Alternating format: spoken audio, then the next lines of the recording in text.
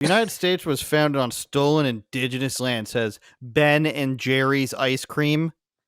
This 4th of July, let's commit to returning it. So, Ben and Jerry's, what you need to do. This is directly on their website. That's directly on their Yes, website. Ben and Jerry's, if your factory is on stolen land, give it away. What's stopping you from giving it away?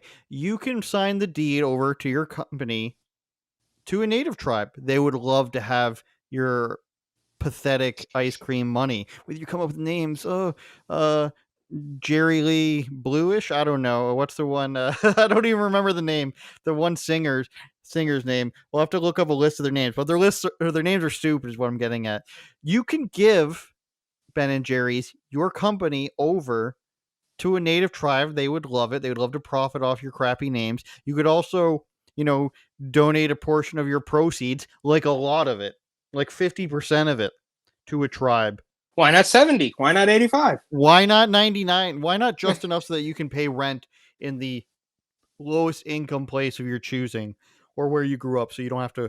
I mean, actually, you should sell the company and take just enough money to move to a country you believe the land is not stolen from. The logic, this is what I call the overturn all wars I don't like the result of logic, where do you think you're going into the world where you have unceded land that has never changed hands? You think the oldest tribe, maybe in the Amazon or deep in the Central African Republic or something like that, do you think that they've never warred with another tribe in all of history? Do you want to go to China? Thousands of years of dynasties. Where do you want to go? Because in the United States, especially, I believe Ben and Jerry's is on the East Coast. I'm going to fact check Vermont, I believe. Vermont. Is that where it is? I think that's where they're based out of. The founding of America was a pretty bloody thing. So maybe you might get some remote northwestern tribes or something that haven't really warred with people, but it's pretty well known how much war it was had gone on between native tribes before the landing of Christopher Columbus. Sorry, you want to go to the Aztecs? Where are you going to go where this has never happened? That's what doesn't make sense. Let's read more about it, Eric, and then we'll get to your, which I think will be probably racist opinion on this. The U.S. was founded on stolen indigenous land. Let's commit to returning it. The 4th of July. Who doesn't love a good... This is going to be written like a crack.com article from 2012 or like a Vox or Now This or something. Sarcastic and attempt to be funny, but it isn't because it's so cringe.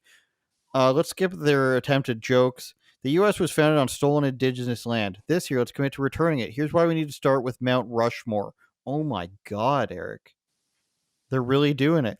The story of no, they're not. They're saying it. They're spewing nonsense. They're not really doing anything. Let's make that. That's true. I'm saying they're really going for like the dumbest opinion here.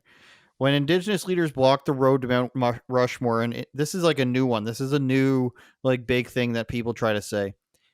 Before an Independence Day celebration in 2020, it highlighted a conflict that most Americans probably know little about, except us at Ben and Jerry's. We're informed about American history. We understand the natives. Long before South Dakota had become a state, long before the faces of 4 American presidents were blasted into the side of Mount Rushmore, that mountain was known as Tunkasilasakpi, the 6 grandfathers to Lakota Sioux, a holy mountain that rises up from the Black Hills. So, Eric, do you think that if you went to a place hundreds of years ago and you stole the land, don't you think people would notice if you defaced their memorial and put up your own? That's called winning. All right, just for once, stop pretending. You're on the computer anyways. You always got your cell phone in your hand. So just take a quick moment, sign up to the Patreon, patreon.com/uopod. You will not regret it. You're going to see us fly off the handle and say all the things that we can't say on YouTube lest we be kicked off and shunned from society. So sign up to the Patreon. Appreciate it. This is, I guess the theme of today's podcast is, revisionist history and having to tell the truth. Because these people lost and then they had their monument replaced by their new rulers, this is something to be outraged about hundreds of years later. Well, winning is the same thing as success, right? And they hate both of those. So Ben and Jerry's, well, they pretend to hate both of those. Ben and Jerry's is obviously a hugely successful ice cream brand, but they pretend that they don't like it, just to virtue signal. I mean, how about this? They could probably, and maybe this is something to fact check. I think it's still there, right on the corner of Haight and Ashbury in San Francisco, which is incredibly expensive real estate, no matter how many junkies are sleeping out front. They could, I don't know, give up that retail space and put a. I don't want to get banned. I don't know where we're at right now, but they could put a couple of Lakota Sioux Nation people or whatever into that building, right? I mean, obviously they're not going to do any of that.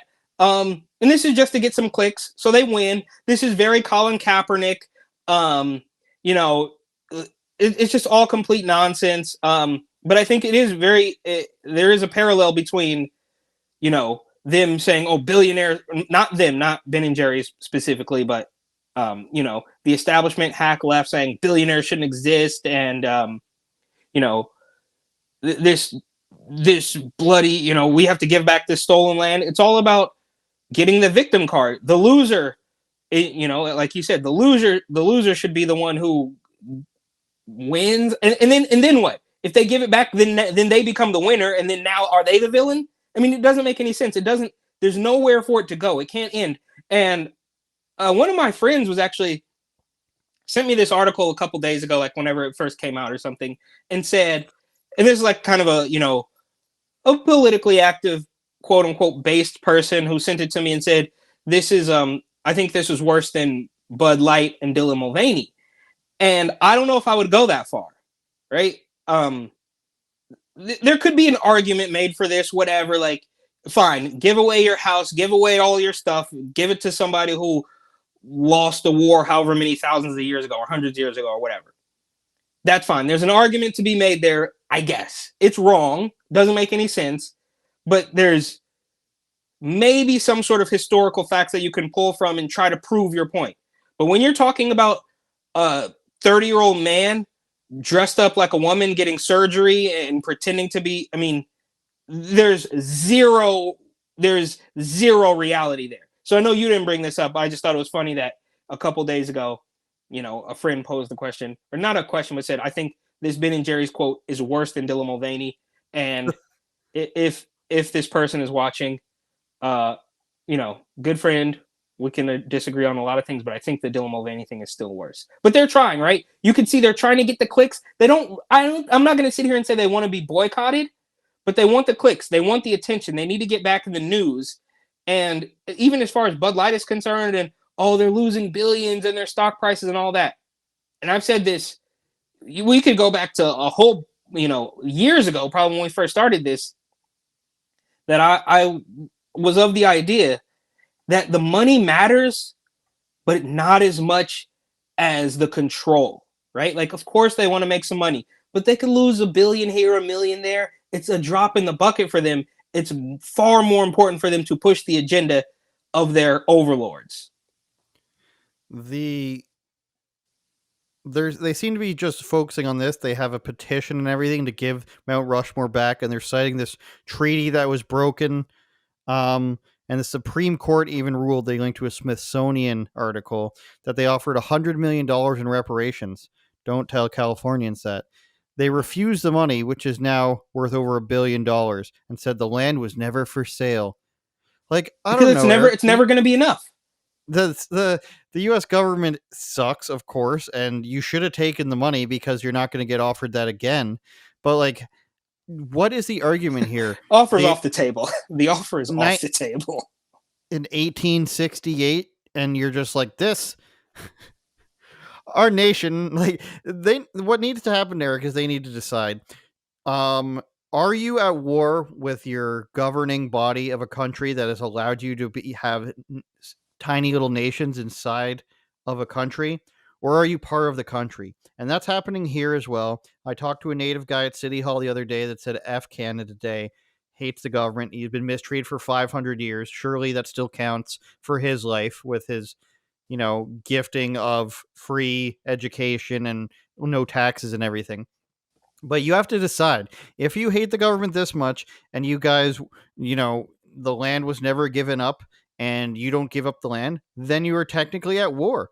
So what are you waiting for? So That's yeah, what I'm like.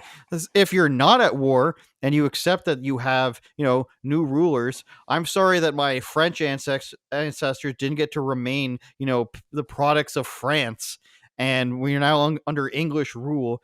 Like this is the exact same scenario, yeah. Well, it's exactly not. the same. Well, it's not real, right? Like with them, it's not real. The same thing with the politicians. Like, I mean, you're kind of taking that.